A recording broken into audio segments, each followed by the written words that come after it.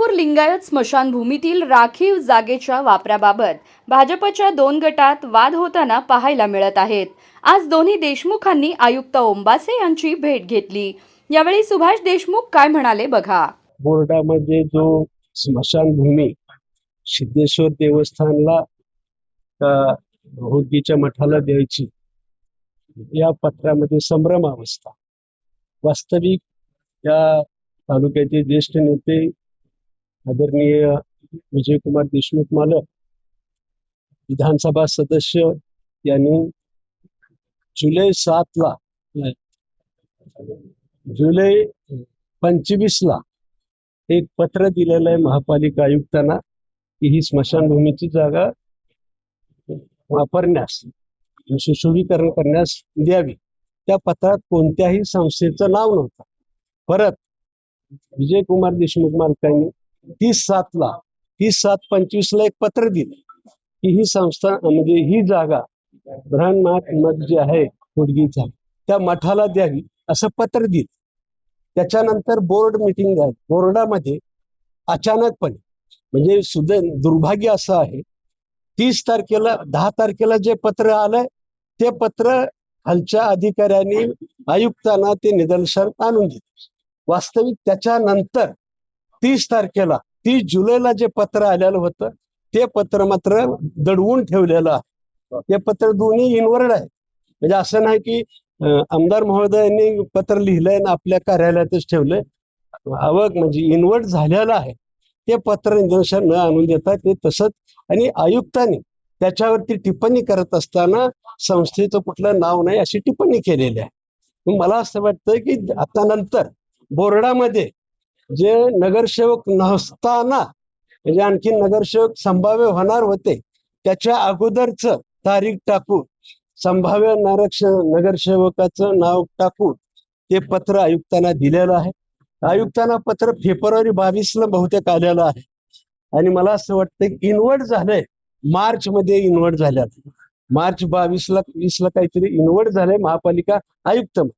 आणि आयुक्त साहेबांची वास्तविक 2 एकर जागा आहे, म्हणजे 2 गुंठे जरी जागा द्यायची असेल तर कार्यालयाचा आयुक्त महोदयांचा अभिप्राय घेणं अपेक्षित असतं। परंतु 2 एकर जागा एखाद्या संस्थेला देत असताना आयुक्तांची कुठलीही टिप्पणी नाही त्याच्यावरती, आणि डायरेक्ट पत्र देऊन मागच्या तारखेचं संभाव्य नगरसेवक गृहीत धरून झालेलं आहे असं गृहीत धरून त्या पत्राचा आधार धरून बोर्डाने मला असं वाटतं की ती जागा अन्य कुणाला तरी देण्याचा ठराव केलेला आहे।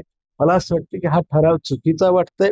अन्य सोलापूरकरांच्या सर्व ह्याच्या भावना ह्या तीव्र आहेत आणि माननीय आमदार महोदय विजय मालकांनी भावना व्यक्त केली।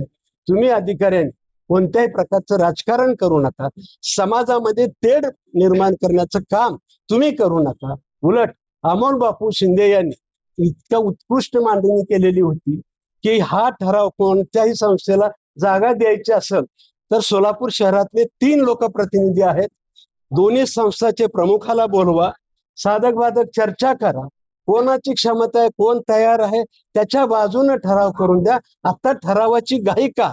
परंतु घाई कशासाठी? केवळ शहराचं श्रेय मीच केलेलं आहे असं श्रेय घेण्यासाठी हे सर्व केलेलं आहे, आणि त्याला जो अधिकाराचा सपोर्ट मिळतोय त्या अधिकाऱ्यावर मात्र कारवाई होणं गरजेचं आहे।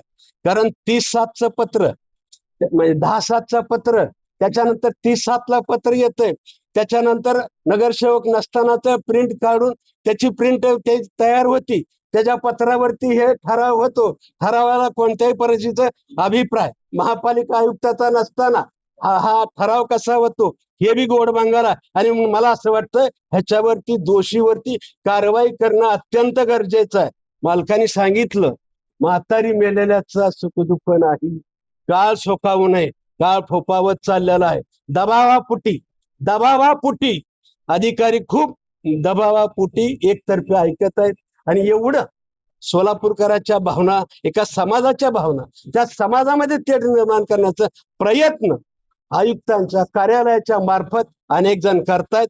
मला असं वाटतं ही सोलापूरसाठी भूषण नाही, सोलापूरसाठी भूषण एक मताने काम करणं गरजेचं आहे। अमोल बापूंनी जे म्हणणं होतं की दोन्ही दोन्ही प्रमुखाला बोलून, समाजातल्या काही प्रमुख लोकांना बोलून, तिन्ही आमदारांना बोलून ह्याच्यावर चर्चा करून ठराव कर.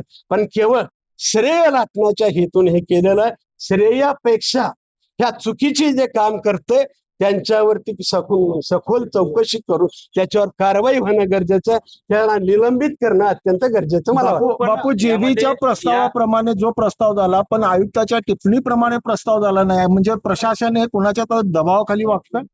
तेच सांगितलं तुम्हाला, स्पष्टपणे सांगितलं. नाही पण मग या 10 जुलै 25 माननीय आमदार महोदय विजय देशमुख यांनी एक पत्र दिलं.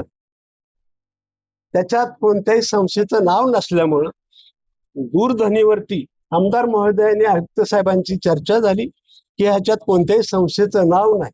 आणि म्हणून 30 जुलैला माननीय आमदार महोदयांनी परत एकदा पत्र दिलं. होडगी बृहत मठाला ही जागा द्यावी म्हणून परत पत्र दिलेला. परंतु ते पत्र खालचे अधिकारी त्या आयुक्तांच्या निदर्शनाच आणून नाही दिलं. त्याच्यामुळे आयुक्तांनी टिप्पणीच केली नाही त्याच्यावरती. आणि कुणाचं पत्र नाही, कुठल्या संस्थेची मागणी नाही अशी टिप्पणी केली असं ती टिप्पणी पाहायला मिळाली नाही. पण माझं असं मत आहे की ह्याच्यात सखोल चौकशी व्हायला पाहिजे. जे असं समाजामध्ये तेढ निर्माण करतायत त्यांच्यावर कठोर कारवाई झाली पाहिजे. जे दडपण्याचा पत्र, जे सुईचे पत्र दडपण्याचा प्रयत्न करतायत त्या अधिकाऱ्यावर सुद्धा कठोर कारवाई झाली पाहिजे. बापू या संदर्भात खरं तर पालकमंत्री अनेक गोष्टींमध्ये लक्ष घालतायत. मग या संदर्भात आपण पालकमंत्र्यांकडे तक्रार करणार आहात, ते महापालिकेतले अधिकारी अशा चुकीचे कामं करतायत, पक्षाला अडचणी मी आज सर्वच सदस्यांना विनंती केलेली आहे.